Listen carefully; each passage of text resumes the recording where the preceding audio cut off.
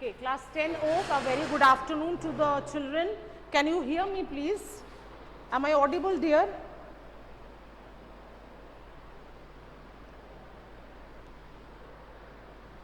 Am I audible?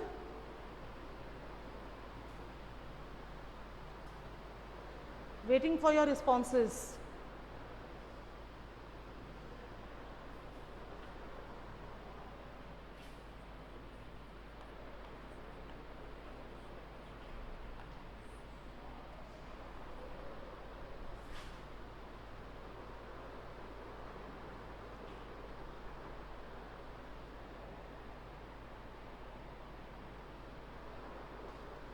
I want at least one of them please do approve that whether I am audible and visible properly to all of you.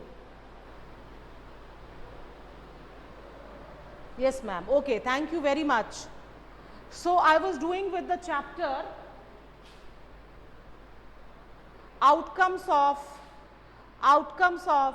democracy. Outcomes of democracy, that means I was talking about, do you remember that I have taught about the outcomes of democracy, and talking about the outcomes of democracy I have taught about how democracy gives to us a legitimate, responsive and accountable government. Do you remember? Do you remember that part, that how a democracy gives to us a responsible, accountable and legitimate government? Okay. Yes, okay. How it gives us a legitimate, accountable and no, that one which you are talking about, Ishanur, it is 5 points where actually that means true democracy. What are the factors for a true democracy? And now I have come to that part, that means outcomes, that means the results of a democracy, what the democracy gives us. And the first point which I have already discussed was that democracy gives us an accountable, responsible and legitimate government. Do you remember?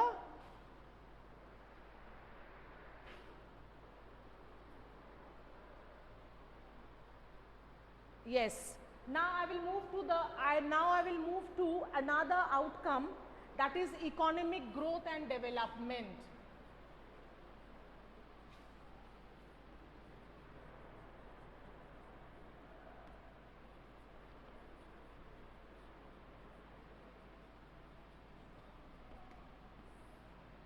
Another outcome of a democracy.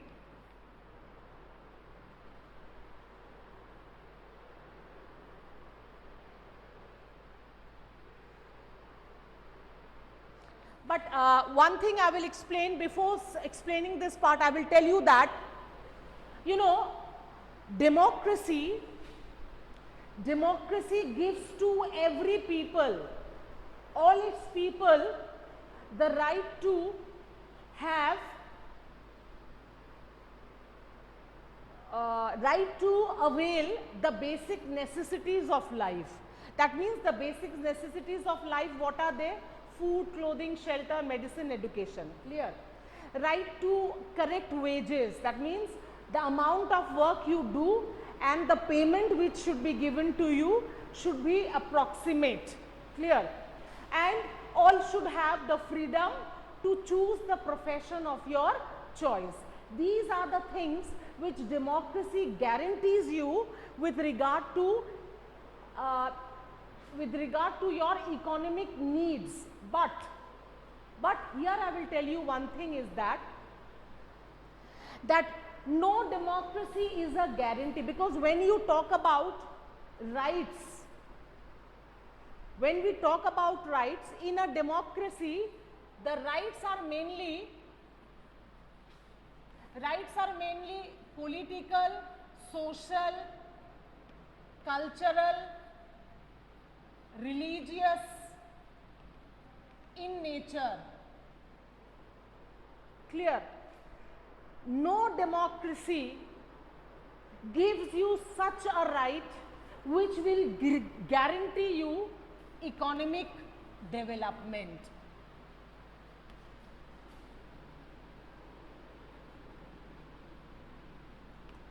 Economic development cannot be guaranteed by a democracy, and it is for this reason, I'll give you one example here. It has been found, it has been analyzed that the developing countries means countries which are not yet developed, that means countries which have not grown up to that level where they can be internationally declared that they are the developed nations of the world.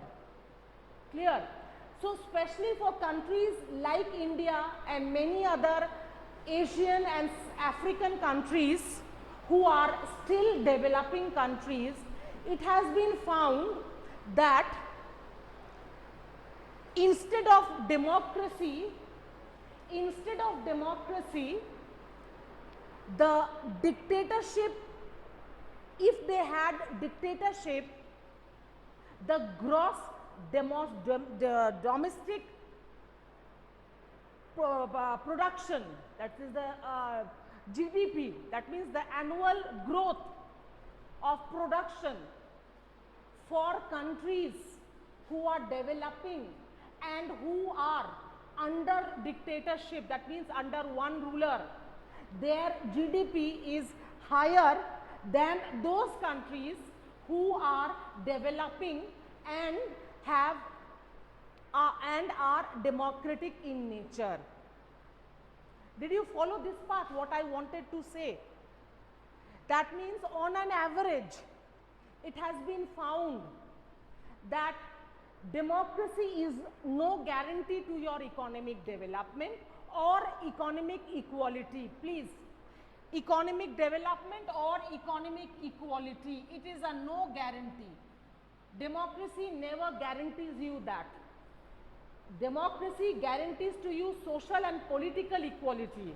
It never guarantees you economic equality, which means that the resources of the country, whether in terms of money, whether in terms of raw materials, whatever,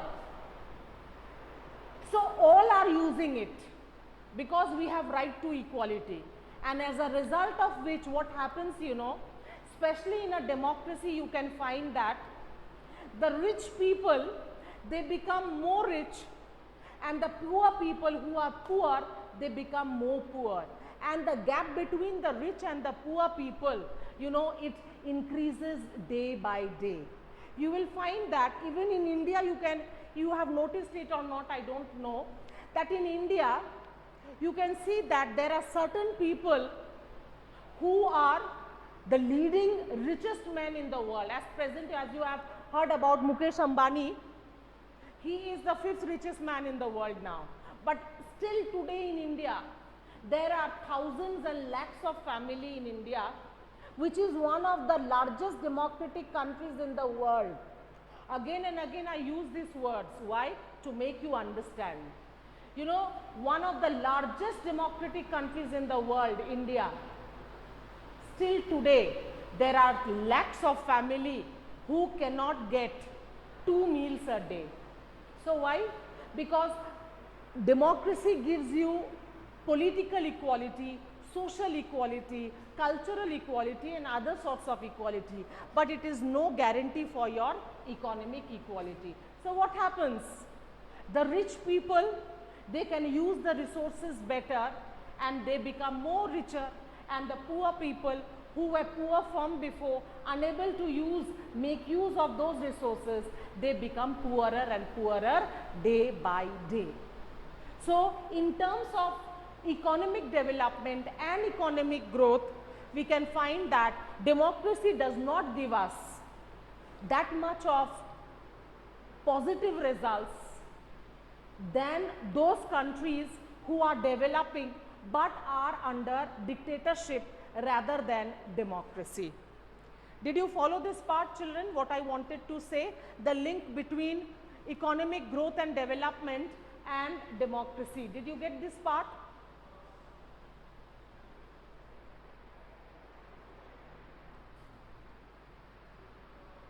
Okay.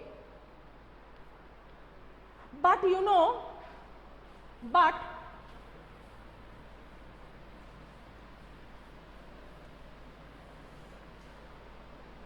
measures have been taken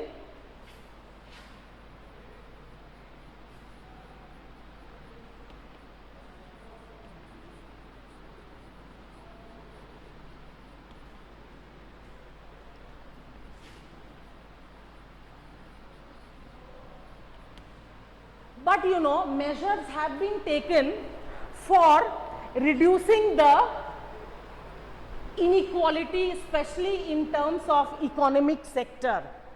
As I have told you that in terms of in the economic sphere, democracy does not give us the desired outcomes as it gives us in the political sphere. Previously, the point which we have discussed, that it gives us a legitimate, accountable and responsible government. But that kind of feedback or that type of an outcome we don't get for in the economic sphere. But you know what happens, you know,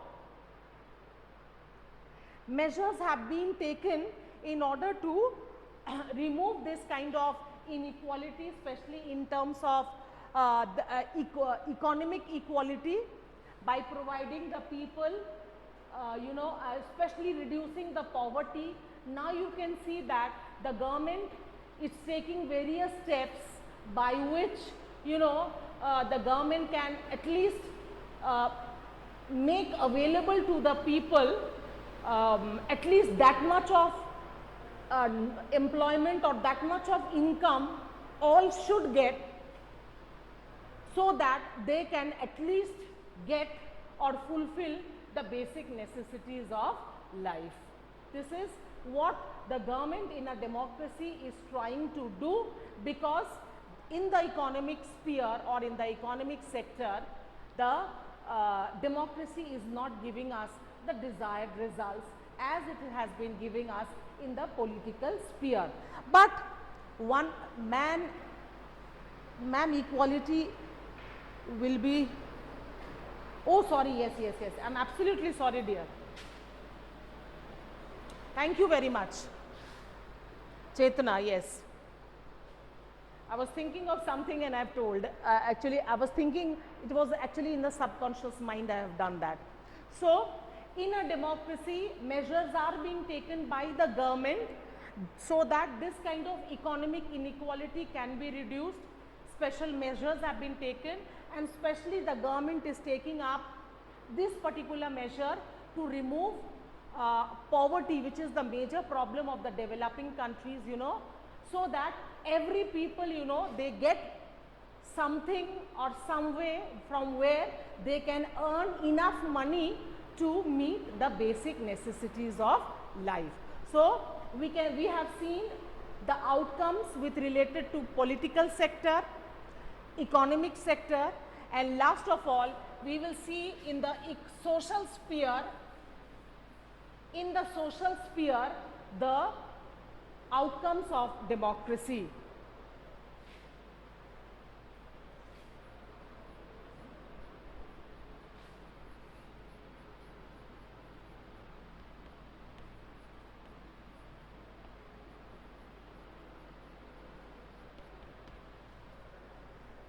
This is the social sphere. This is the social sphere I am talking about, the outcomes of democracy, So, we found that in the political sphere, democracy always is a successful endeavor or a venture. In the economic sector, democracy for developing countries is unable to give out the desired results. But now we come to the social sphere.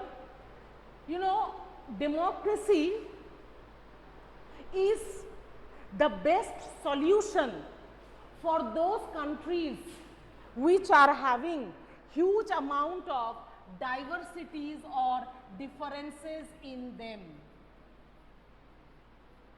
One of the positive outcomes of democracy, another positive outcome, and what is that outcome?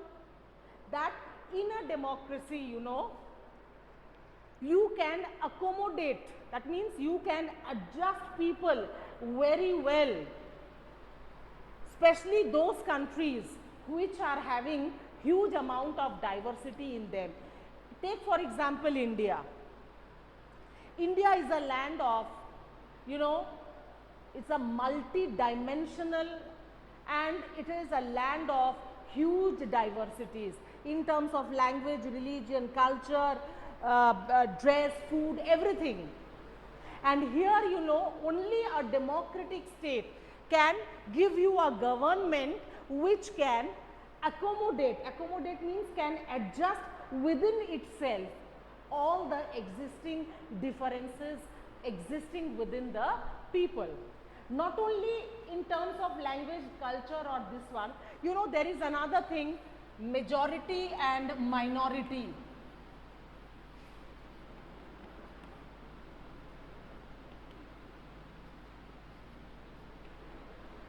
Majority versus minority. Majority means those whose number, those who are bigger in population, and minority belongs to those particular groups whose number is less in the country.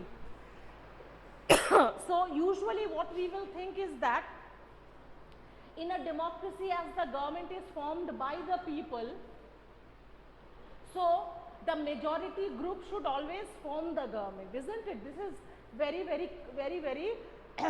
clear.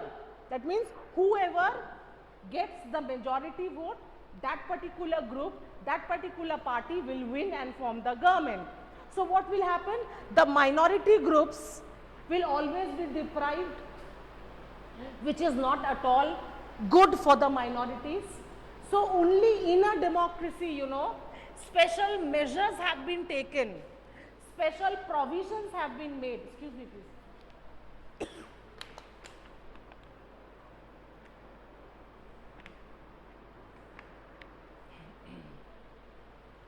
Special measures have been taken, and special, you know, provisions means laws in the constitution has been framed in order to protect the rights of the minorities. You will see that the minorities are also given a seat or a position even in the government of the country, so that the minorities will not feel that we are left out, we are not a part of the nation. So under these circumstances, only a democracy will give you that opportunity for the minorities to become an important part of the government also. Although the majority is always there, but majority, so that the majority does not exploit the minority, so proper measures have been taken where the minority interests have been also safeguarded. The minority people are also given important posts, not only in the government but in the various sectors of the country. So even in the social sector, we can see that, in the social sphere we can see that the outcomes of democracy are marvelous, excepting in the economic sphere. Now come to individual person. This was the social dimension. Now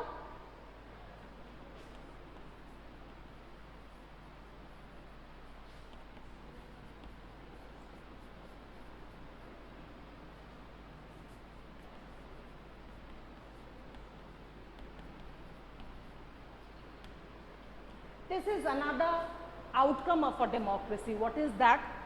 In a democracy, as you have learned throughout class 9 and class 10, that in a democracy the government is formed by the people. So what happens? You know, if the government is formed by the people, we know that the government is accountable and responsible to the people. So people are given a special position in a democracy. They enjoy that much of freedom. And together with that, that means they enjoy that much of dignity. Dignity means respect. Why? Because in a democracy, the people can feel that, yes, I am also a part of this government.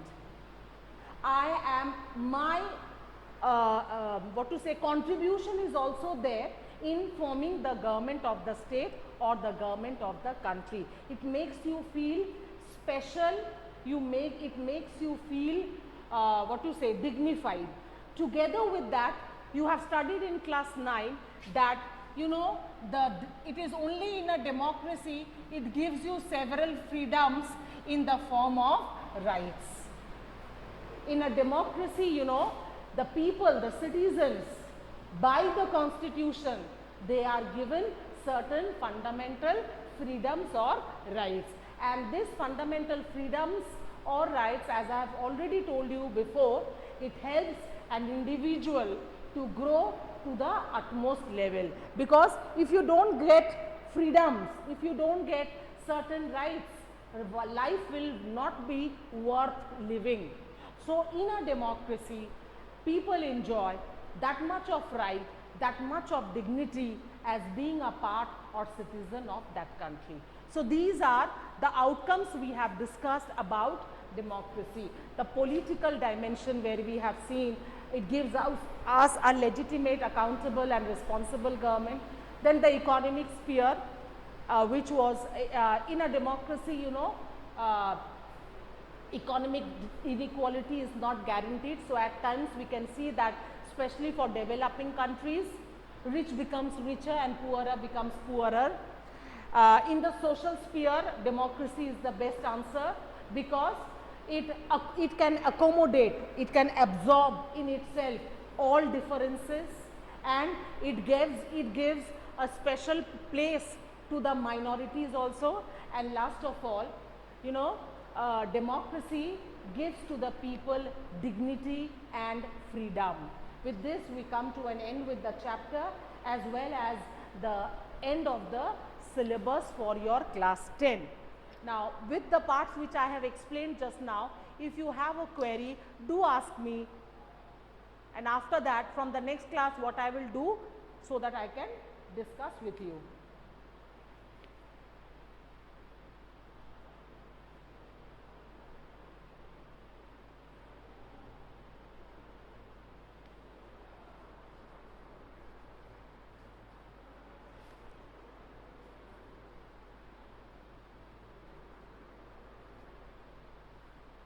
Okay.